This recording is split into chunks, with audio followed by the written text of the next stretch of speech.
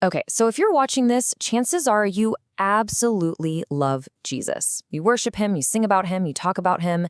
And that sincerity, it's a beautiful, real thing. But what if I told you there's a shocking truth that many of us believers are missing?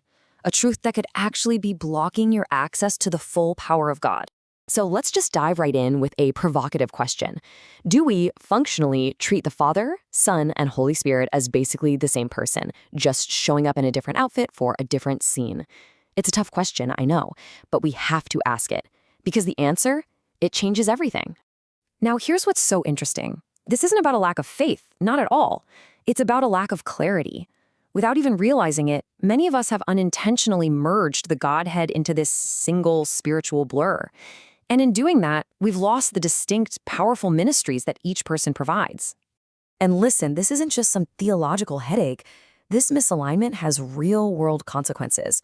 It shows up in our daily lives, in our struggles, and in those spiritual frustrations we all feel. So let's look at the symptoms. Do any of these sound familiar? That nagging feeling of being comfortless when you're grieving? Being stuck in the same old sin cycle over and over and over? A real struggle to truly obey, even when you desperately want to? Bearing very little spiritual fruit despite all your effort? These aren't just random failures. They're signs of a much deeper issue. So this is the crucial point, right here.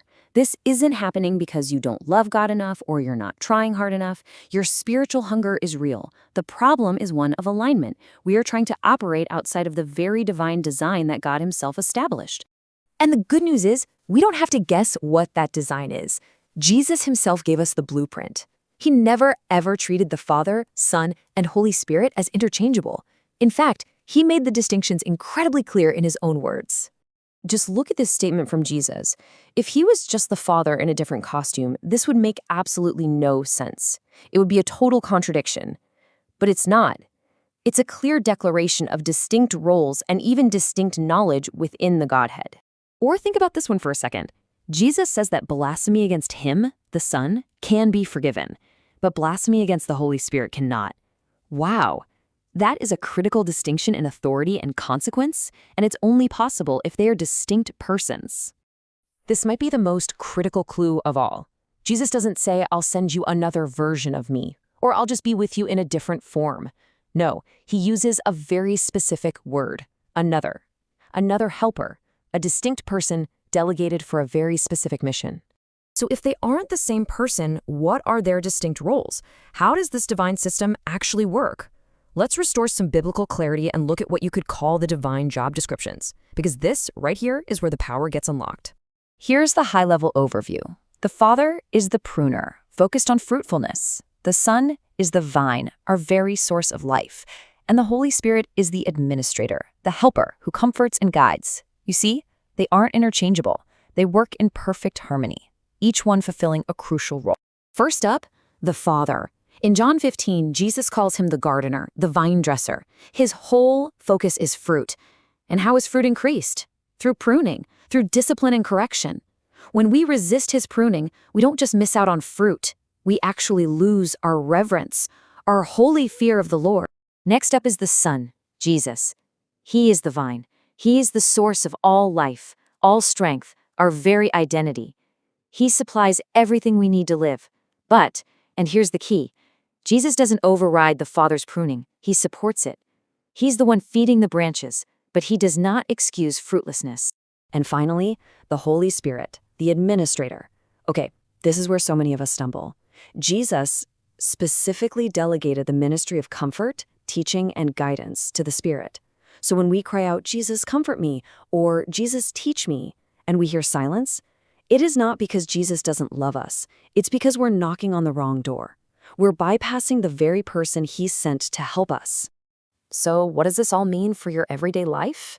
This isn't just abstract theology, you guys. Understanding these roles is the key to unlocking a functional faith, one that actually works. Just look at the difference here. On the misaligned path, you miss out. You grieve without comfort. You face temptation without truth. You resist the very discipline that's meant to make you fruitful. But on the aligned path, everything changes. You actually receive the Spirit's comfort. You're guided by His truth. You learn to embrace the Father's loving discipline.